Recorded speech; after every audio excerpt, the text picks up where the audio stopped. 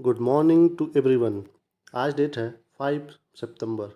आज के दिन हमारे पूरे देश में शिक्षक दिवस के रूप में मनाया जाता है। कौन सा दिवस? शिक्षक दिवस। आज के दिन हम लोग अपने उन सभी गुरुजनों का आदर या फिर उनको नमन करते हैं जो हमें पूरी लाइफ में थ्रू आउट अब तक पढ़ाया होता है। तो आप उनको अपनी तरफ से धन्यवाद दीजिए अगर हो सके तो, क्योंकि हमें गुरु के द्वारा ही एक सही मार्गदर्शन मिलता है। तो 5 सितंबर को मनाया जाता है क्या? शिक्षक दिवस। ये शिक्षक दिवस दोस्तों मनाया जाता है क्यों? क्योंकि जब 1962 में हमारे देश के राष्ट्रपति बनते हैं कौन? श्री राधा कृष्णन जी। कौन? श्री राधा कृष्णन जी। तो फिर इनसे मिलने के लिए कुछ बच्चे जाते हैं वहाँ पे और इनसे कहते हैं कि हम आपका जन्मदिन मनाएंगे। ठीक है, तो ये कहते हैं कि आप हमारा जन्मदिन अगर एज ए शिक्षक दिवस के रूप में मनाओगे अगर, तो मुझे बहुत ज़्यादा खुशी होगी।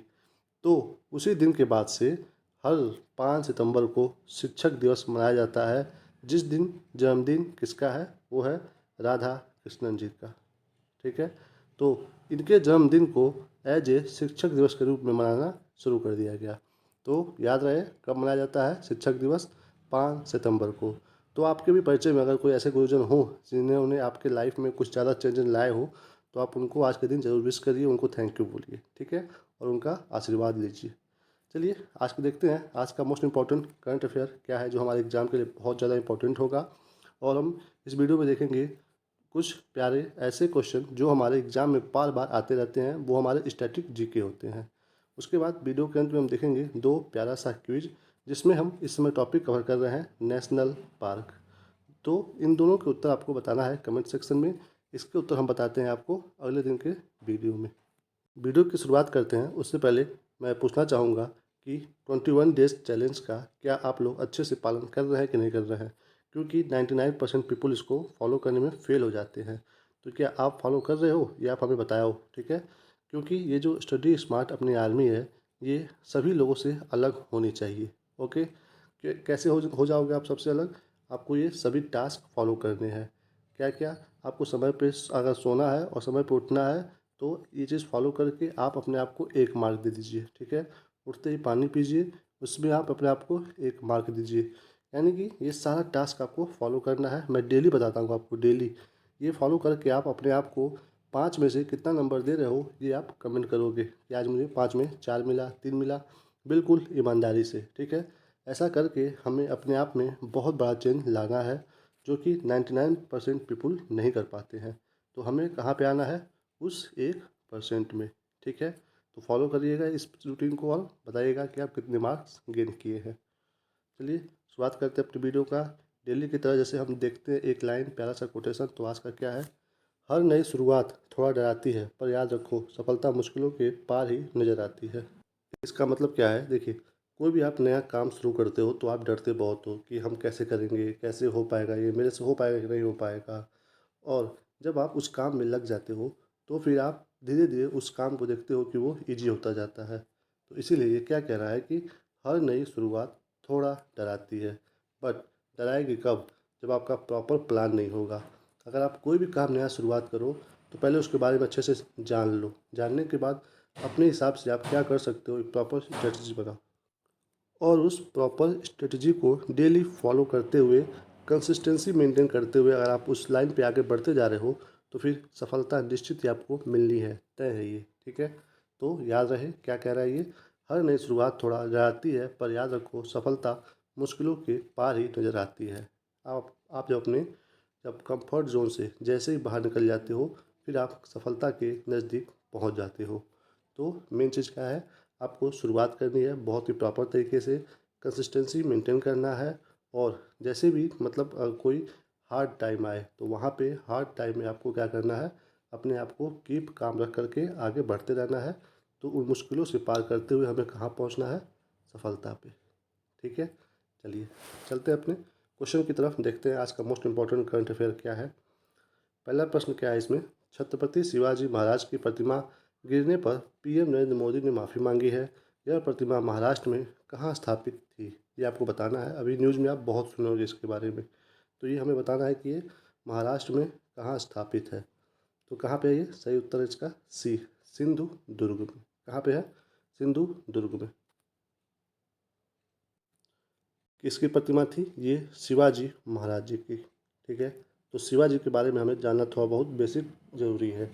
इनका दोस्तों जन्म हुआ था 1630 ईस्वी में। कहाँ पे हुआ था? जो महाराष्ट्र में शिवनेरी फोर्ट है, शिवनेरी फोर्ट, वहाँ पे इनका जन्म हुआ था 1630 ईस्वी में। और इनकी मृत्यु कब हुई थी ये भी हमें पता होना चाहिए, 1680 में। कहाँ पे हुआ था? ये हुआ था रायगढ़ के फोर्ट में। ये तो हो गया इनका जन्म और मृत्यु। इसके बाद हमें ये भी पता होना चाहिए कि ये शिवाजी किसके समकालीन थे, कौन से ये मुगल राजा के? तो ये थे औरंगजेब के। औरंगजेब के क्या थे ये? समकालीन थे। ये भी हमें पता होना चाहिए। उसके बाद हमें इनके बारे में एक और चीज़ पता होना चाहिए कि ये दोस्तों कौन से साम्राज्य की नींव रखे थे? तो ये रखे थे 1674 में मराठा साम्राज्य का, मराठा साम्राज्य का नींव रखे थे ये शिवाजी महाराज जी।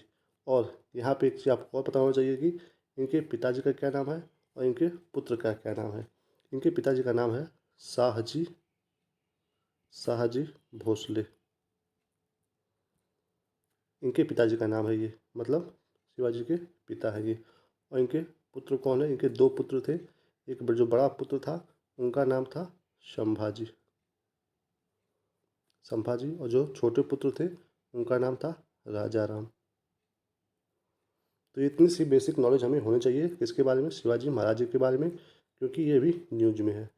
चलिए आगे बढ़ते हैं, देखते हैं अगला प्रश्न क्या है। अगला है, किस राज्य में सेमीकंडक्टर यूनिट लगाने को केंद्रीय कैबिनेट ने मंजूरी दी?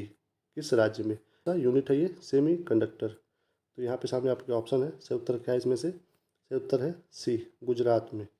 गुजरात में सेमी कंडक्टर यूनिट लगाया जाएगा। गुजरात में कहाँ पे? जो है उसका साणंद जो जिला है वहाँ पे, गुजरात में। इम्पॉर्टेंट है कौन सा unit? Semi conductor unit, important है ये, याद रखिएगा। चलते हैं अपने अगले प्रश्न पे। अगला क्या है, हाल ही में 5 वर्ष की उम्र में माउंट किलिमंजारो पर चढ़ने का नया रिकॉर्ड किसने बनाया है? कहाँ की बात हो रही है? Mount Kilimanjaro. और सबसे मेन चीज़ है, सिर्फ और सिर्फ 5 वर्ष की उम्र में ये रिकॉर्ड बना है। तो किसके द्वारा बनाया गया है? ये हमारे लिए एग्जाम के लिए बहुत ज़्यादा इंपॉर्टेंट है। यहाँ पे सामने आपके ऑप्शन है, सही उत्तर क्या है इसमें से? सही उत्तर है ए। कौन बनाया है? तेगवीर सिंह ने, मात्र 5 वर्ष की आयु में। कहाँ के हैं ये हैं हमारे भारत के पंजाब राज्य से, यानी कि ये भारतीय है एक। सोचिए सिर्फ 5 वर्ष की आयु में नया रिकॉर्ड बना दिया ये माउंट किलिमंजारो पे।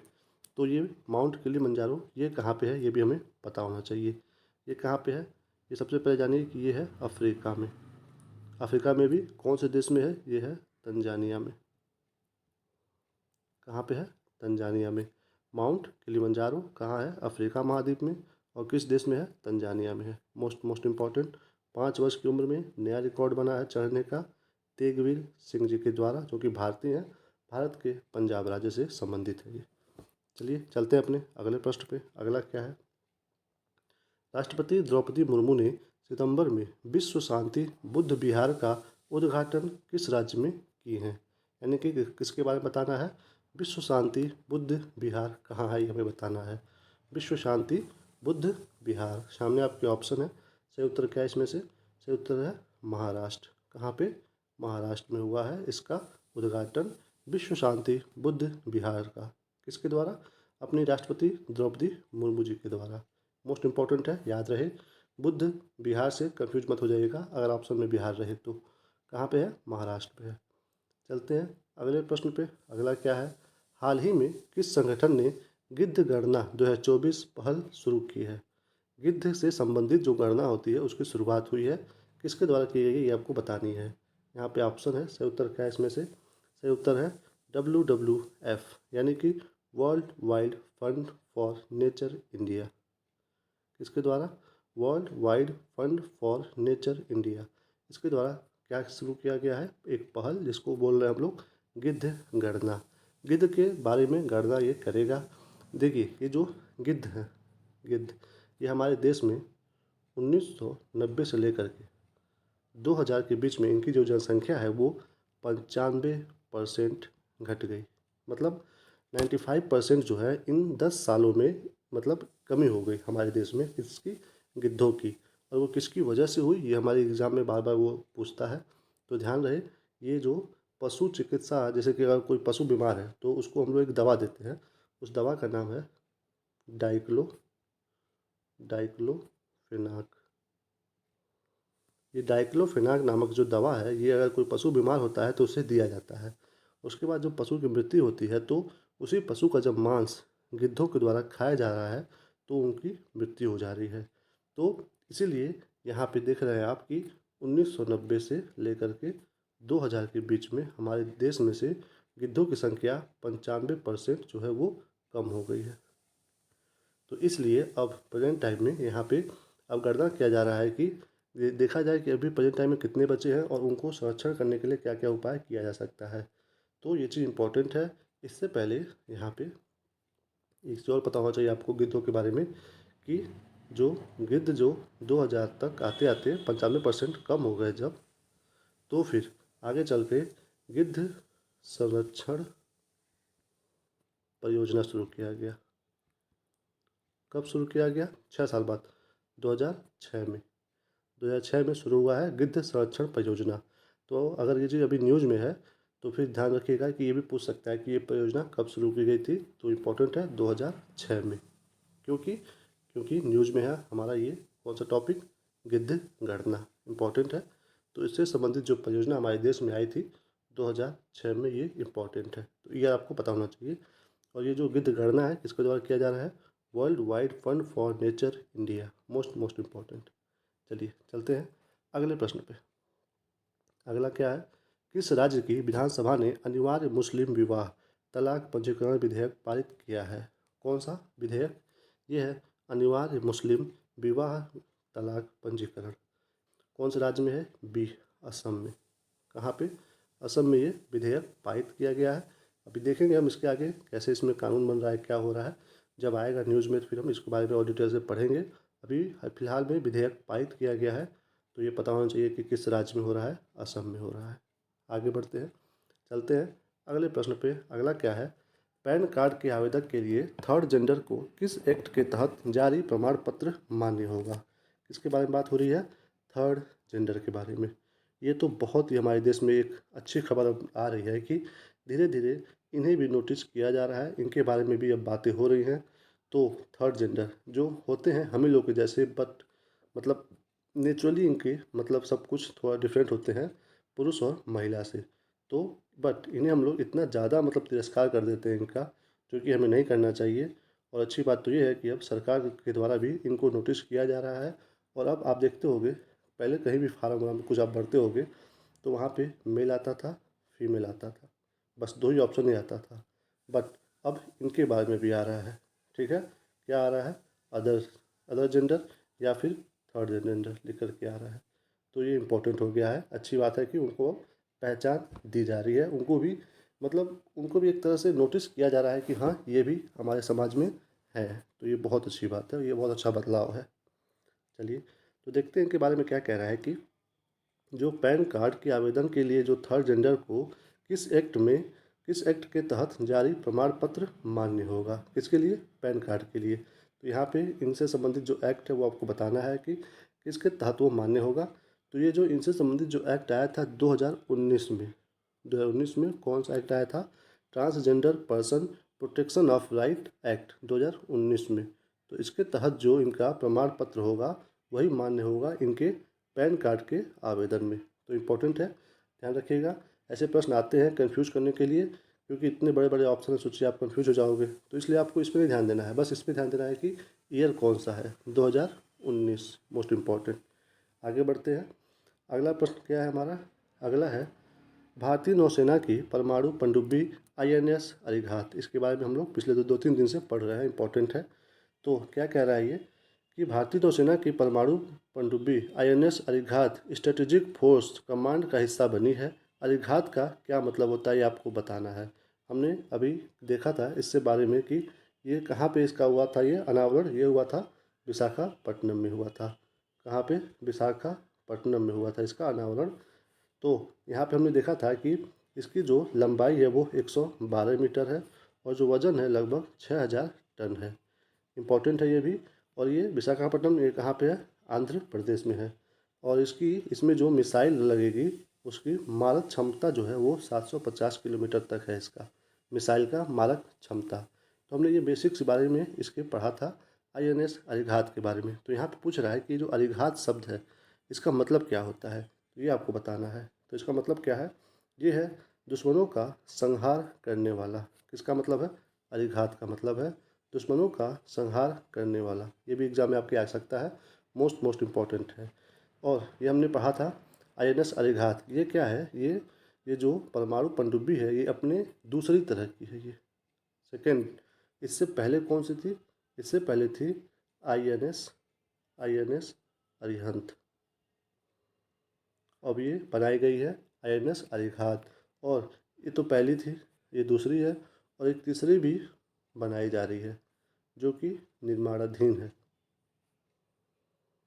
उसका नाम क्या होगा ये भी आपको पता होना चाहिए। तो उसका नाम होगा INS यहाँ पे अरिदमन इसका नाम होगा। जो थर्ड नंबर का थर्ड जनरेशन का होगा, अभी वो निर्माणाधीन है, बनाया जा रहा है। उसका नाम होगा INS अरिदमन। मोस्ट इम्पॉर्टेंट है।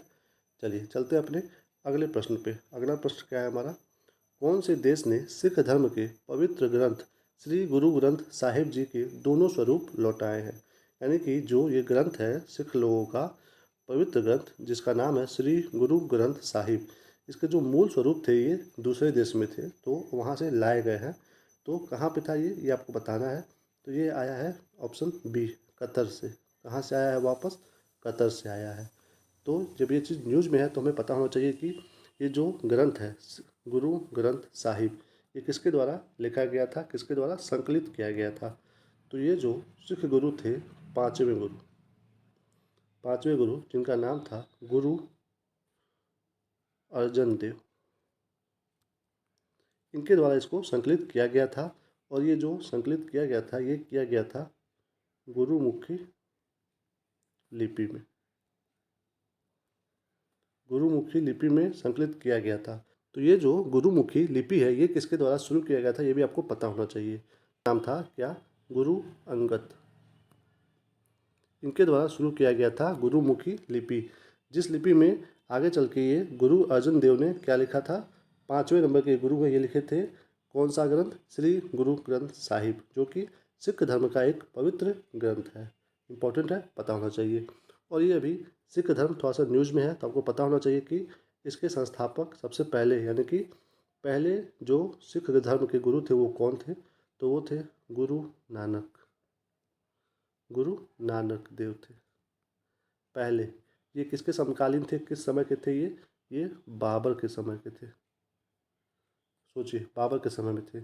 और इसके बाद ये भी पता होना चाहिए कि यहाँ पे अंतिम गुरु, ये तो पहले हो गए, उसके बाद अंतिम गुरु, क्योंकि एग्जाम में ऐसे ही प्रश्न आते हैं कि पहले गुरु कौन थे, अंतिम कौन थे, और इसको संकलित कौन किए थे, किस भाषा में किए थे, उस भाषा को कौन मतलब स्टार्ट किया था। तो पहले हो गए गुरु नानक देव जी और अंतिम हो गए कौन? अंतिम हो गए गुरु गोविंद सिंह। गुरु गोविंद सिंह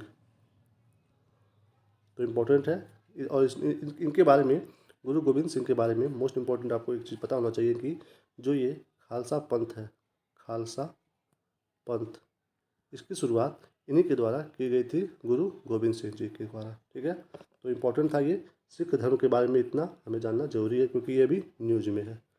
तो ये था आज का हमारा मोस्ट इम्पॉर्टेंट करंट अफेयर। अब हम देखेंगे स्टैटिक जीके जो कि एग्जाम में बार बार आते रहते हैं। तो इसमें आज का पहला क्या है? वैशेषिक दर्शन के प्रवर्तक कौन है?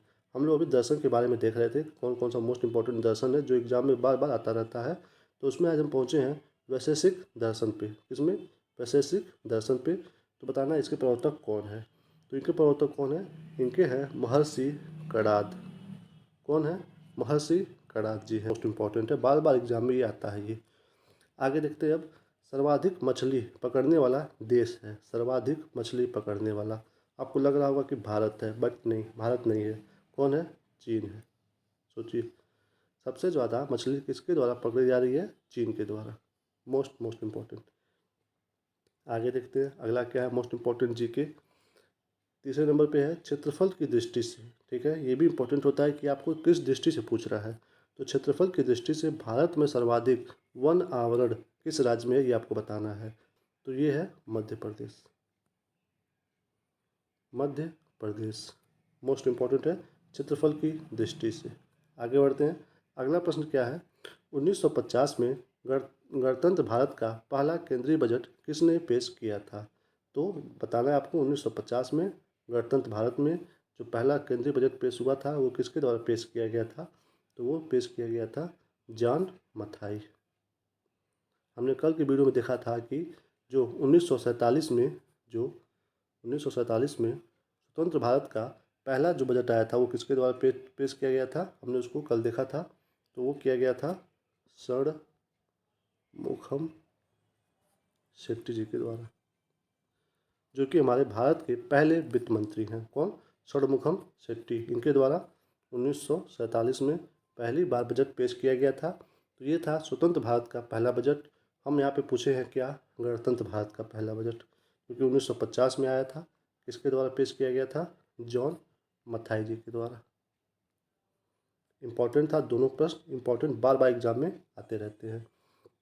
तो आज हम देखेंगे स्टैटिक में इतना ही प्रश्न। अब हम चलेंगे जो हम शुरू किए हैं अपना बढ़िया सा इनिशिएटिव, जिसको हम लोग एक नाम दिए हैं इस क्विज को, देखिए ज़रा किसमें कितना है दम। इसमें हम देखेंगे पहले कल के यानी कि 4 सितंबर को जो हमने पूछा था उसका उत्तर। तो कल का क्विज क्या था, फूलों की घाटी वन्य जीव अभ्यारण्य किस राज्य में है। तो वो है उत्तराखंड में। कहाँ पे है? उत्तराखंड में है। और दूसरा क्विज क्या था, पीलीभीत टाइगर रिजर्व किस राज्य में है। तो इसका उत्तर क्या है? उत्तर प्रदेश में है। पीलीभीत टाइगर रिजर्व कहाँ पे है? उत्तर प्रदेश में है। मोस्ट इंपॉर्टेंट है, एग्जाम में बार बार पूछता है।